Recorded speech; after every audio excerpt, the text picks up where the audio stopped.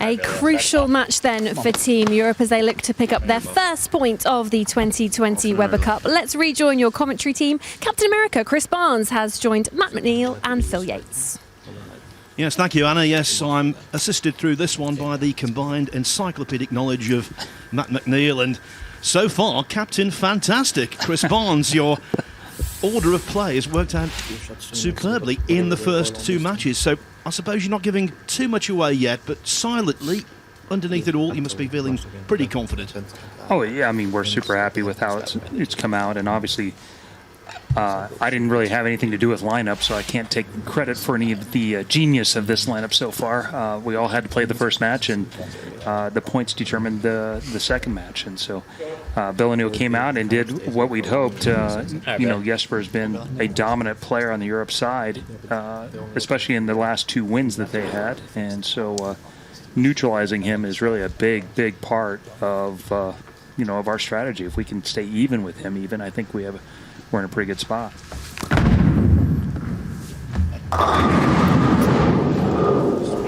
Wow, that picked up quick. Yeah, this lane surface is definitely showing its age. I think this is at least an 18 to 20-year-old lane surface, so it's going to have a lot more friction, and it's definitely going to show it. And EJ's going to come in here and follow Bill.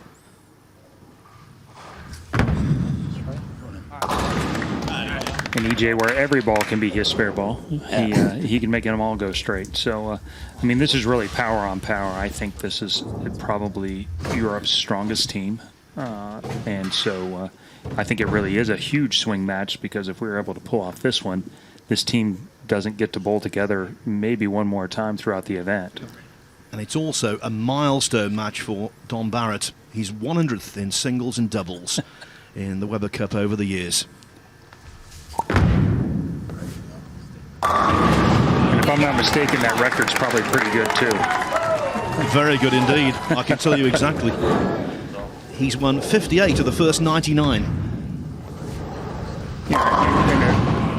The thing that gets overlooked is sometimes guys get to play against the weaker players on the other side, but he's always, as Europe's best player over the last decade, he's taken on USA's best player pretty consistently, and to have a winning record in that situation is that's really strong. So there's a move left, and he's got his ball to push a little more. It's not going through the pins as well as it did yesterday, but it was good enough in that match against Jesper, and Jesper had a couple of really tough breaks there. The stone 10 was brutal. It certainly was, and as we see Bill coming in a little light there for kind of a can opener shot, but you know, that's one of the things that Bill is so good at. If you just give him a little sniff of ball reaction, he's able to dial in very, very quickly and make those adjustments to get that ball going through the pins a lot better. Well, he's bowling fantastically, too. He's just he's been big in every big event over the last couple of years. Well, that's a little surprise there. And from your perspective, a pleasant surprise. Well, I'm not terribly disappointed. Just last, I guess 2 weeks ago, Jesper and I were teammates in the PBA league, and so I didn't want to see those at all. So it is a little bit of a swing. Yeah, it's really surprising with Jesper's rev rate. You know, generally getting up, even sometimes into the 600 range, that the ball doesn't hook enough for him. Well, the one thing I was watching and was interested in is because of the number of shots that he has following himself, which doesn't happen that much on the left side of the lane, where you have to follow anyone else with your rev rate, and shoving that oil down the lane with the urethane balls was to see what his ball reaction looked like at the end of these first three games. Yes, sir. Right there, baby. And that is what we were hoping for. When the lane's hook and EJ can really take advantage of any of that breakdown to the right. And I really feel how the lanes are playing right now really play into EJ's strong suit. That's a place in the lane where he feels so very comfortable, and his ball roll really allows him to overpower the condition and really put up a lot of strikes on the board.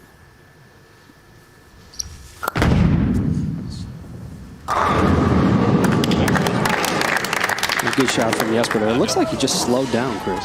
Yeah, he moved his eyes a little left, just got it there a little faster, which is actually the same thing he did on that stone 10, is he got it there pretty quick.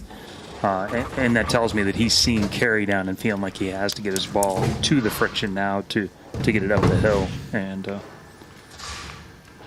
he doesn't get to play free now like he was there for the first 5 or 6 shots. Gotta go. And he did.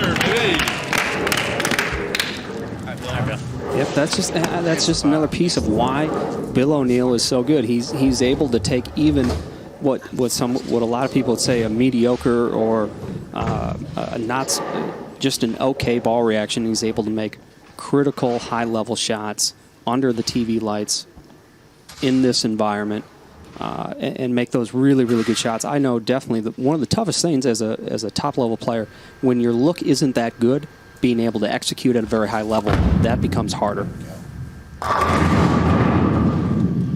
Well, before he took up bowling as a profession, he was a day trader, was Don Barrett, and I can tell you what, his stock has fallen there.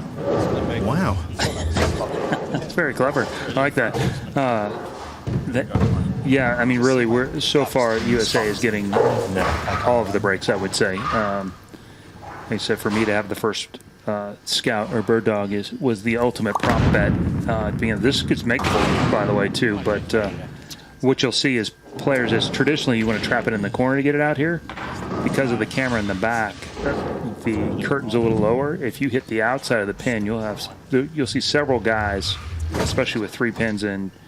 Pins 1 up, the 4 and the 6 and the 2 and the 3 will be able to bounce them back out, and we may have some split makes this week. Absolutely. I feel that right corner is a lot more bouncy than the left corner, Chris.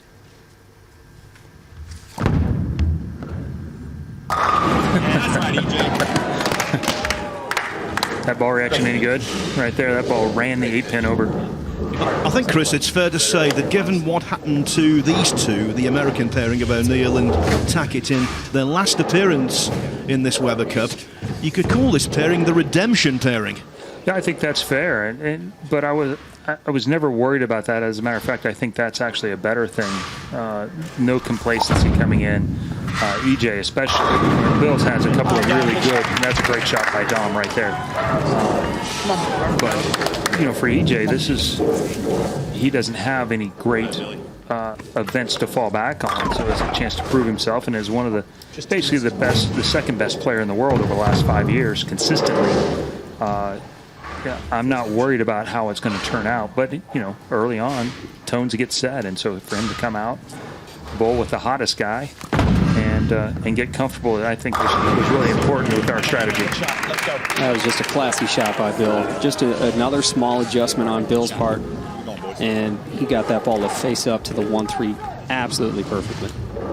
Yeah, just went after that one a little bit, and that's what really changed when guys bowl on shows a lot, is that they can call on the touch and the small moves because the environment doesn't get them overly adrenaline, nervous, whatever, however it comes out. But as you get more uncomfortable, then those extra tools that you can use during a normal qualifying event are accessible in the big moments too, and that really sets apart guys like a Jason Belmonte and EJ. Basically all those guys on the red bench are spending a lot of time on TV right now. Absolutely. And I'm spending more time in the booth, so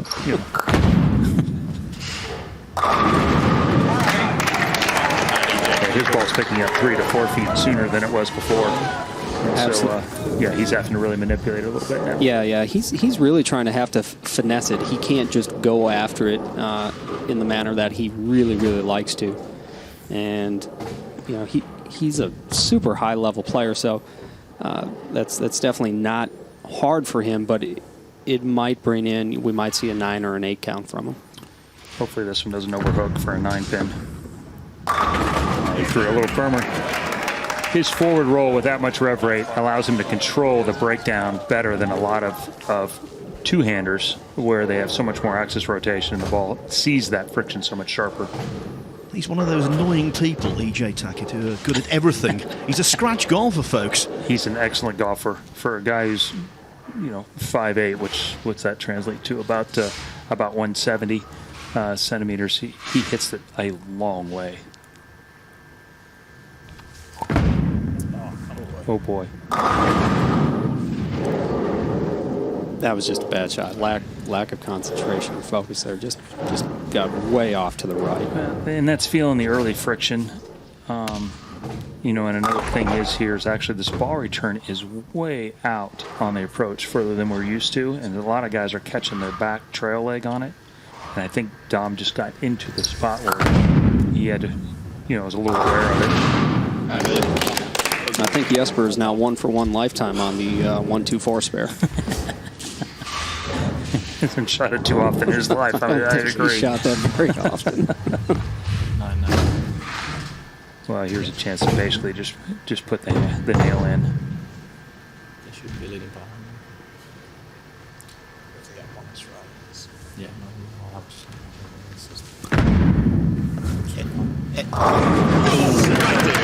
You could hear EJ asking for the ball to hit. That ball tipped up and went right into the switch zone. And that's a very, very high percentage hit in today's competitive bowling. Billy's putting so many shots online right now. Even the split was online. Just, you know, he's, I don't know, I think you probably heard him. He just grabbed at it, and he was in that little transition zone where he got to pick up too quick. Way better shot there.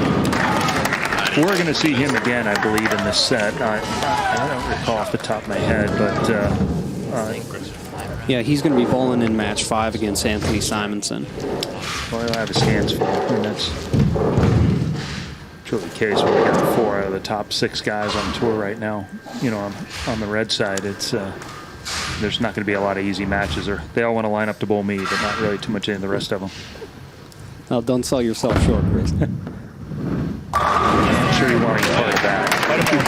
Once they hook, you know, his look once they started to pick up and see some friction. And that's basically going to be my role. I'm just going to fill in wherever they don't want to bowl. Beware of the modest. EJ Tackett right now is looking like an animal. He wants it so badly, you can see it in the way he's playing. Well, that's really what we want. We want the guys that haven't been here to get comfortable this first night, in this first session, and get out and get their feet wet, and that's happening on both sides. Bill's going to get the bowl 3 different times, a couple of doubles matches, and then EJ's going to get bowled this doubles and a singles. And got all of that one. That was good. Yeah. Nice effort. 2-8-9. That gets the job done. Yeah, you couldn't hope for a better start from our side, and momentum's such a big part of this, and they have a couple of guys that haven't even seen the lane yet, and now they're coming up basically with it's such a long deal. The 3-0 is not, there's still 20 to go, but it's a whole lot nicer going up there with a lead with your first match of the day than being down and feeling like you have to win here pretty soon. Yes, the European captain, Dom Barrett, is known as the Dominator for good reason, but right now his side is being dominated. 3-0 the scoreline to the visitors and the defending champions, the USA.